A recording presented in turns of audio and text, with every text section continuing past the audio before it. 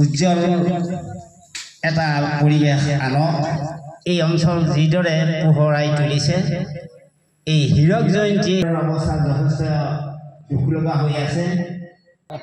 বকাদলি উচ্চতৰ মাধ্যমিক বিদ্যালয়ৰ হীৰক জয়ন্তী উদযাপনৰ কাৰণে আমাৰ ৰাইজ আৰু বিদ্যালয়ে মিলি ইতিমধ্যে সিদ্ধান্ত গ্ৰহণ কৰা হৈছে।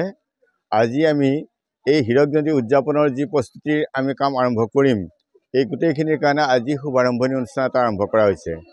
এই 19 জানুৱাৰী 2025 চনৰ পৰা আৰম্ভ কৰি আমি 2টা বছৰ আগত লৈছোঁ আৰু 2টা বছৰ আগত লৈ আমি 2026 চনৰ 13, 14 আৰু 15 নৱেম্বৰ তাৰিখে ইয়াক উদযাপন কৰাৰ কাৰণে আমি মানস কৰিছোঁ। আজি প্ৰথম কাৰ্যসূচীৰ ক্ষেত্ৰত আমাৰ বিদ্যালয়ৰ পতাকা উত্তোলন হৈ গ'ল।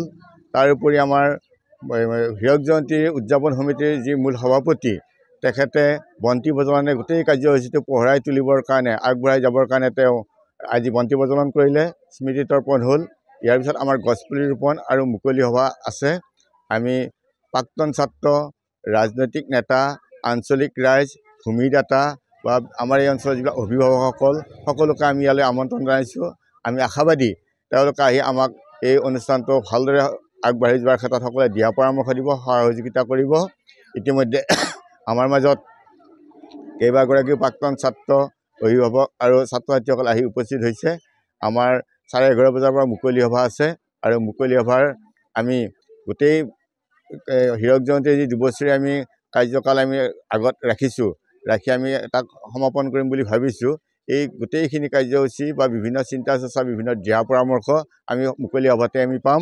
আৰু তাৰ পৰা আমি অৰ্থাৎ কাইলৈৰ পৰা আমি এই যাত্ৰাত আমি আগবাঢ়ি যাম। আমি আশা ৰাখিছোঁ হীৰক জয়ন্তী সফল হ'ব। বকাদলি উচ্চতৰ মাধ্যমিক বিদ্যালয় জাকত জিলিকা অনুষ্ঠান এটা হৈ পৰিব।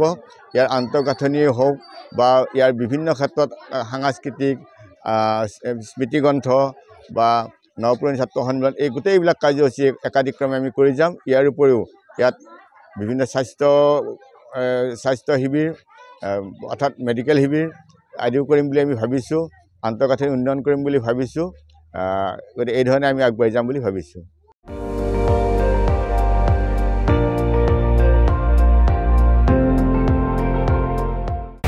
আপুনি চাই আছে ND24, সৰ্বশ্ৰেষ্ঠ নহয় সৰ্বোত্তমৰ দৌৰ।